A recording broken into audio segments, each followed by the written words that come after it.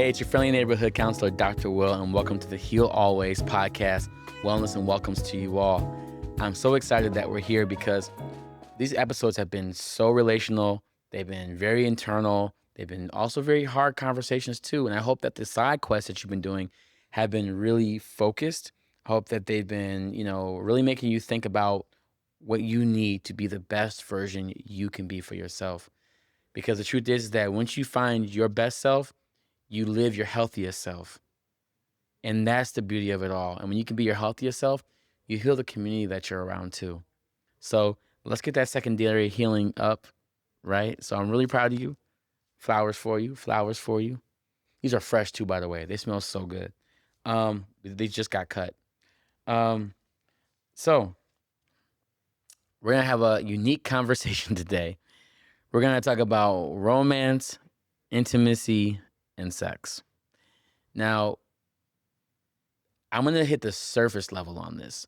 So I'm going to wait because I have some real harder topics, but I want to get into what the difference is and how these can also relate. So it's kind of like a triangulation, right? You have sex up top, then you have romance, and then you have intimacy. And they can also intermingle and switch, right? A true throuple, if I might say, a throuple. So I want to give us a quick conversation about each one individually so that we can kind of base this on the reset philosophy. Because once again, this is all about coming from the philosophy of reset, right? Remove every saturation, embrace truth. And a lot of times we are saturated with sex, but we don't understand, or what happens, we're saturated with romance, or we're saturated with intimacy.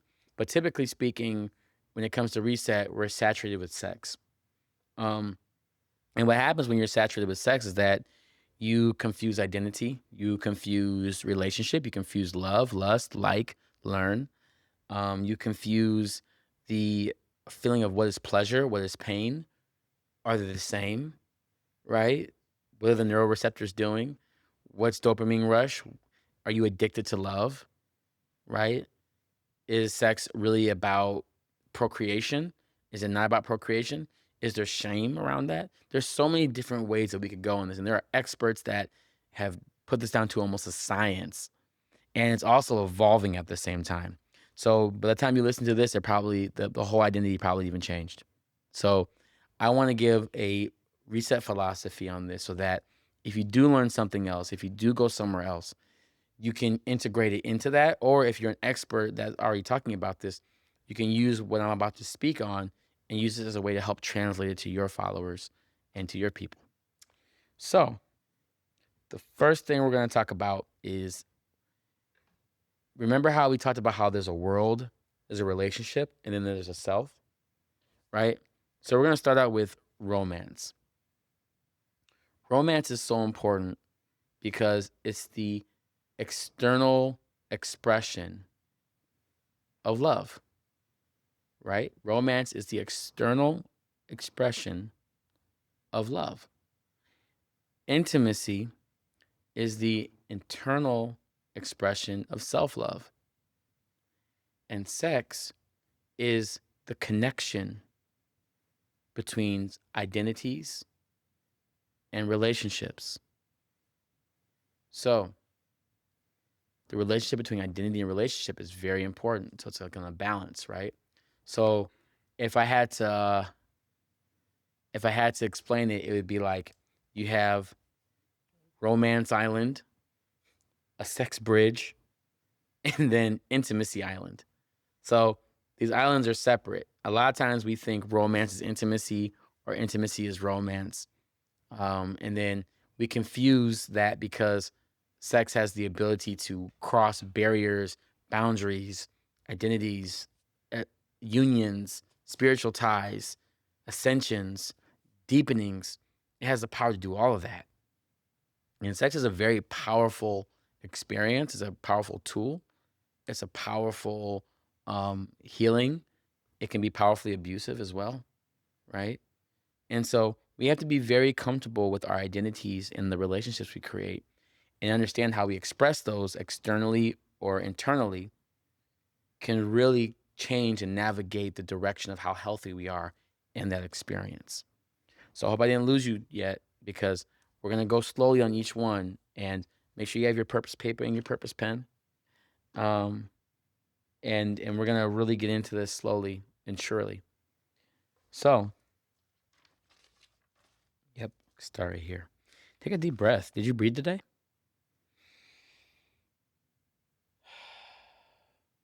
I miss my tea. I got to get my tea back. I realized that. Um, I'll start with this.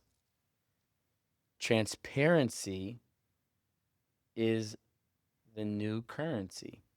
So, when it comes to love, if you truly love somebody, you understand that transparency is the new currency. Energy has the manifestation of so many multiple dimensions and spaces. Humanly, our ability to be transparent with other people allows them to decide how they want to spend their existence with you, how they want to share their energy with you. We are spiritual beings living a human experience. And so when you think about how our spirits or our identities are created and constructed through these bodies of ours, we have something to offer the world, to give the world, and also take from the world. You know, it's interesting how in relationships, everybody's like, "Oh, I'm a giver, and I gotta find me a giver, because if I ain't gonna give, if they ain't gonna give to me, well, I ain't gonna give back. I want reciprocity. I mean, a giver should be with givers. And it's interesting how I've never met takers. I'm actually gonna post that tonight. I'm just like we always talk about givers, but are there any takers in the world? Like this post if you a taker, because takers have been demonized as negative people, as removers of love, right? Um, and it's so sad because you know givers have the same power of abusive tendencies. Some people give to get things from other people. So side quest: are you really giving yourself, or are you giving to get something back? What's your intention? What's your attention? Right? So that's important to understand. For my takers, when you take, you have the power to remove burdens from people. You have the power to help navigate how people show up. Being a taker, you have the power to take away burdens. Think about that. Let me take this away from you so you can be more of you. Let me take this off your shoulder. Let me take these things. Let me take some time off your hands so that you can rejuvenate yourself. Givers are, hey, I'm giving you myself so that you can be here. I can supplement my space with you. Um, I have a whole talk about that. Maybe I'll do that on another episode so that you can really get a breakdown of that. But when it comes to sex, there is an identity and a relationship that has to happen consensually that helps us understand meaning and purpose of unionizing or experiencing together, of sharing love together, right? Um, Sharing energy together. So let's just start with romance, and then we'll move our way across the bridge. So in romance, we have to understand that romance is a gesture and an expression of love. So when I show up with the flowers, I take you out, when I get you the massage, when I make dinner for you, when I find a cool way to ask you to go to prom with me, or find a high gesture of chivalry, or even the thought of just like how I propose to you, right? Those are gestures. Those are romance. This is expressing the gesture of favor, right? I am going out my way to make sure you understand that you are the person, you are the thing, you are the desire, you are the one, and there's nothing else. It is straight down the line. I am here for you and I want it, right? That is a beautiful place to be when you're very romantic, because you get the feeling of new, you get the feeling of desire, you get to feel like, of all the millions of people in this world, I'm the one that changes your world. Wow. So when you feel that romance, it makes you feel good, right? Like, I feel it. Like, my curls get tighter. It's a moment. So it's this a beautiful way of just like recognizing that your existence is meant to be loved. So romance is a beautiful thing. That's why I love watching rom-coms, because I love the feeling of people finding the expressions of love. They're artistically expressing love in different ways. And that's what makes it so wonderful, because we all want to feel loved in some way or the other. We've all experienced it, and we've also experienced the lack of it. So it's important to understand that romance is very important. And to be a romantic person, it can be a lot. I'm a very romantic person, and it's a lot when you don't get the reaction back, or like if you don't get the results you were looking for, right?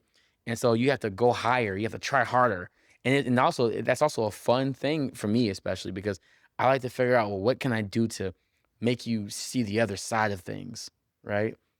How can you see me differently because of how I've given and shown and presented? So it's that external gesture. It's the performance and the expression of what love could be. Um, so I think that's important. Romance is very beautiful.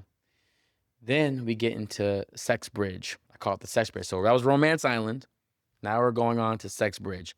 And Sex Bridge, there are many types of bridges. There's, the bridge like the New York bridges, you got like jungle bridges, you got wooden bridges, you get the bridges that like shake, when you're on it. There's a bunch of type of bridges, right? And so it's really important to see um kind of how a bridge can be something that's crossed. You can stand on a bridge, you can jump off a bridge, you can also fall through a bridge.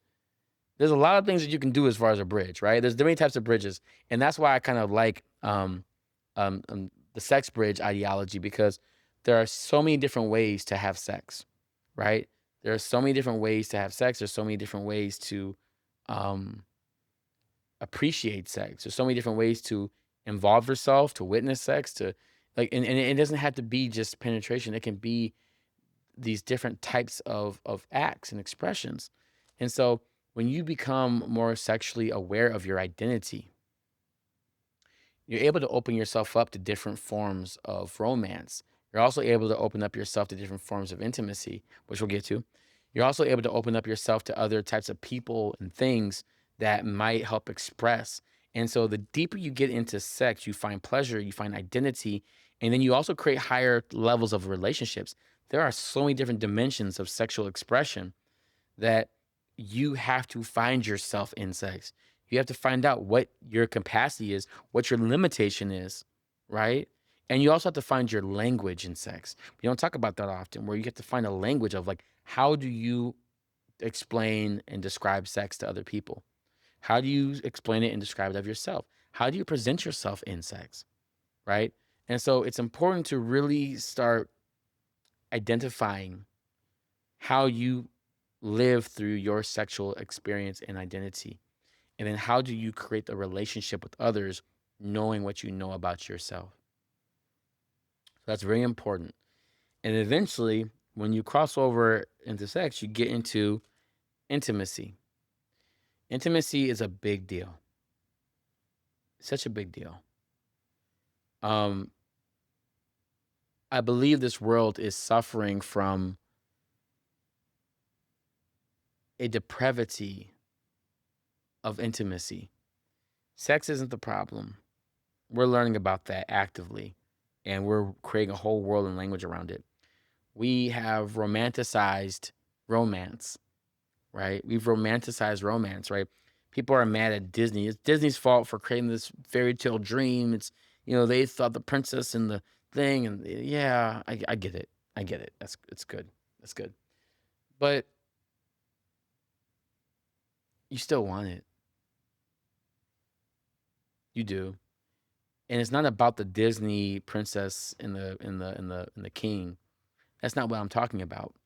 What you're wanting is someone to care for you in a way that makes you feel seen. And you want them to act like they do. You want to see it to believe it. You want to feel it to believe it. You want to be reassured to believe it. And the lack of follow through, the lack of care, the lack of the things that you've experienced makes you feel disheartened at times. And I understand that. And it's okay to have an outline of what you think things might want to look like. And it's okay to try and live through that. It's okay to try, right? Have you ever listened to a song and you're like, oh my God, I want to be able to make a song just like this?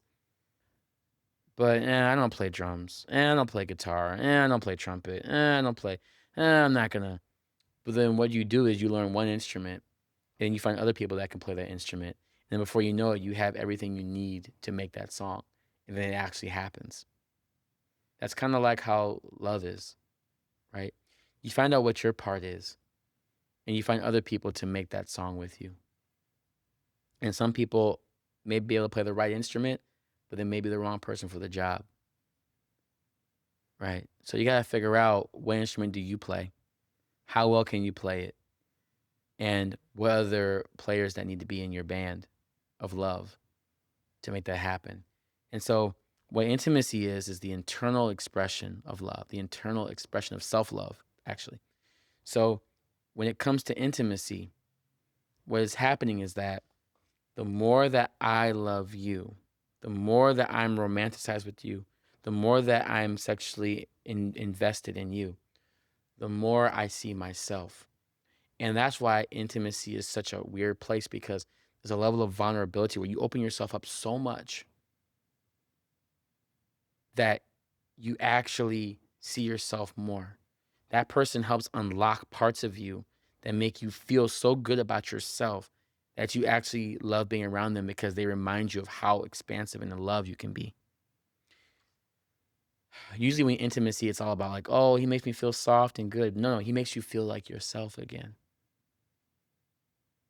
To have somebody or to have people in your life that make you feel so seen, make you feel like, oh, I remember why I love myself so much, reminding you about why you're so amazing, reminding you about why you love yourself, why you have to hold your standards up.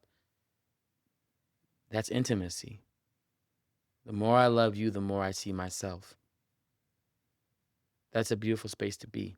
So, side quest, who is somebody that when you love them more, it makes you love yourself more? Just take time to think about that. Write that down. And then ask yourself, what do they make me feel like? Okay. What do they make me feel like? And then the last question, how can I make that feeling a lifestyle for me? Because if you can take that feeling and you can make that a lifestyle, you're entering the stages of self love. And self love is one of the most highest forms of pleasure that you can offer somebody else in your life, too. When you are around somebody that is living in self love, it makes you want to love yourself more.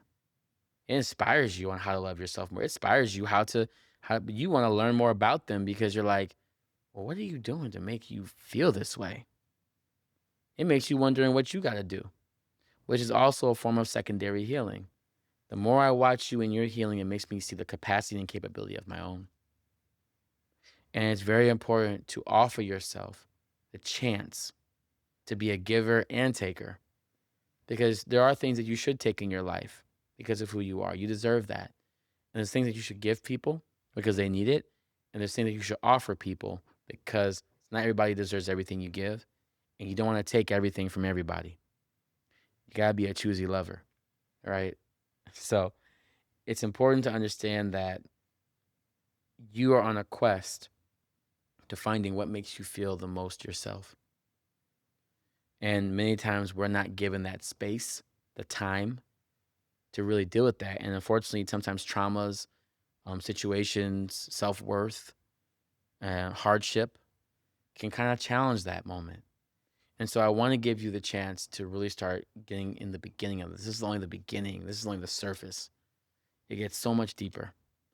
But I want to end with this statement for you. I would love for you to start working on what does it mean to be romantic? How can you express that better? I would love for you to be more intentional about your sexual identity and your sexual relationship. And then I would also invite you to start thinking about intimacy and who do you love that you feel like unlocks you. And if you don't have that, it's time to start looking at communities that make you feel seen. So go somewhere, go on a quest, side quest, on where would you want to go to feel the most seen. It might be a community event, it might be on a vacation. Where can you go that you'll feel most seen?